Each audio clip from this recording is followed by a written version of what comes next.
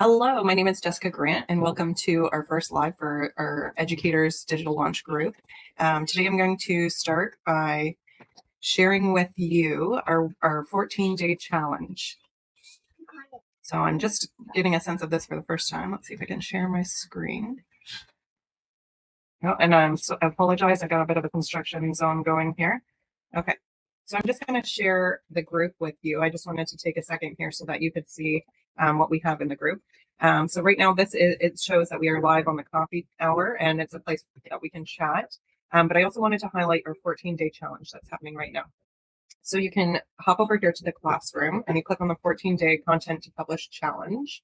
And if you go to the welcome to the 14-day publish project, you can see that this is where you will find your content. So the day one is up. I'm just going to highlight our welcome to the challenge page because this I have not filmed yet and we're filming it right now. So what you will see here is the expectation is to maybe set aside 30 minutes per day to work on this challenge. So you can do one small task every day, watch the video, which is a little bit less than 30 minutes, and do your homework, which is another 15 minutes. So you'll have one task per day. And if you miss a day, you can just continue forward the next day. There's not a lot of catching up to do. So what you'll create by the 14th day really depends on how much time you've put into it. However, you will have a published digital product. That is our goal by the last day. Okay. And at the bottom of each page, you should also find a resource page that helps you along the way. All right. So let's take a look at our welcome page here. All right. So the first thing is let's publish something real. I know a lot of people sometimes have an idea in their head and it never quite gets out into the real world. And in order for people to buy your stuff, it needs to be out there. It needs to be published and people need to be aware of it. So that's what we're dealing with here today. We're not making an entire business. In the next 2 weeks, we are just creating a product to sell. That's all we're doing in the next 2 weeks. So let's go to the next slide.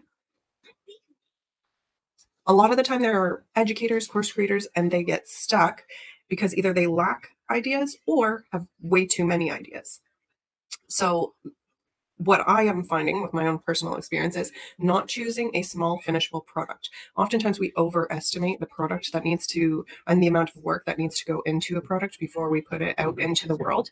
And so that's what we're doing here. We are compartmentalizing our project and we're going to break it down into tiny actionable steps so that it can actually get out there into the world and get published. So sometimes educators, course creators have too many ideas, but also sometimes they create a product and they put it out there, but they don't really have a clear audience.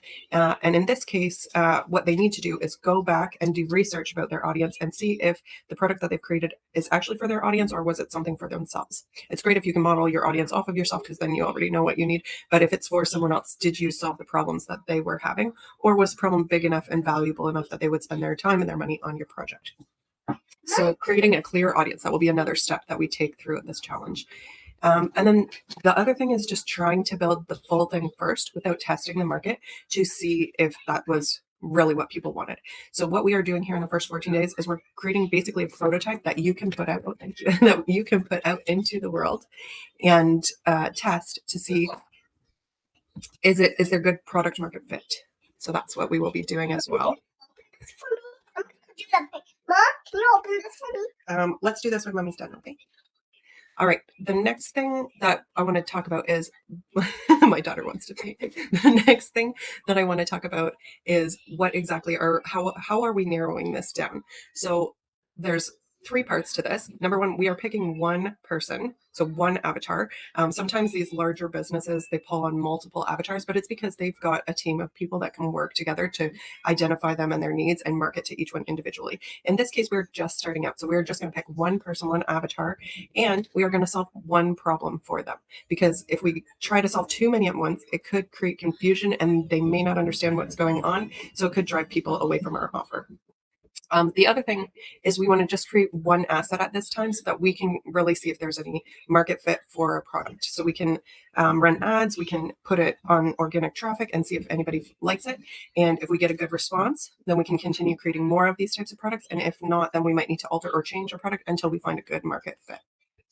So the next part is examples of avatars that you could pick. So in this case, we have families, there's mothers. If you're an educator, perhaps you are looking for parents with children, or maybe your product is for children. So that is one avatar that you could choose depending on what your strength is. It could not, maybe you want to get out of working with families and children, and maybe you want to look for a different avatar, maybe an older avatar, mature student, or perhaps someone just coming out into the workplace.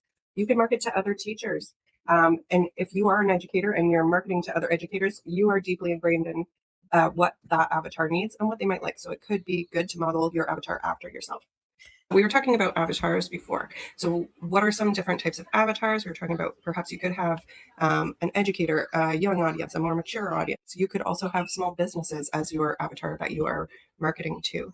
The next thing that we want to think about is what are the different types of problems that they have? So some people may have a time problem. They may not have time to complete all the things that they need to get done to get ahead. And you could be that time saver. Oftentimes educators themselves have a problem creating all of the things that they need to get created and rely on purchasing products from other people to get that done. It could be overwhelm. Sometimes people need clarity. They feel overwhelmed and they have so many things going on. So building trackers or different other resources that they could use to conquer that overwhelm. It could be financial difficulties, and it could even be an education gap in the way that they are not receiving the education in the proper way that they need to receive it. So all of these are different things that you could think about providing.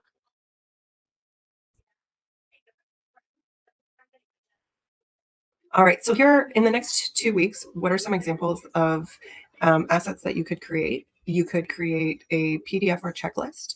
You could do a video tutorial. You could do an email mini course, step-by-step guide or worksheet. You could do a resource library or online quiz or assessment. So these are all different types of things that you could create to help your avatar.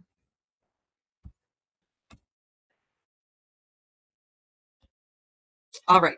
So now is time for your homework. What I'd like you to take away from this is applying this. So I help who think about your avatar. So now it's your turn to apply it.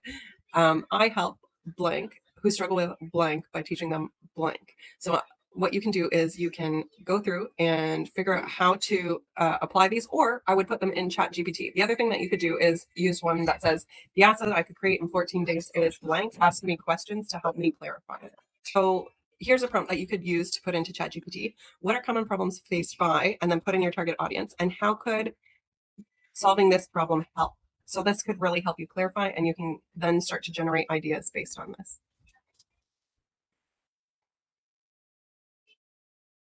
All right, so are you ready to get publishing? Join the Content to Publish Challenge today, and you can start working through the steps. You can either race through them all at once, or you can take it step by step each day to get your product published in 14 days. I look forward to seeing you there.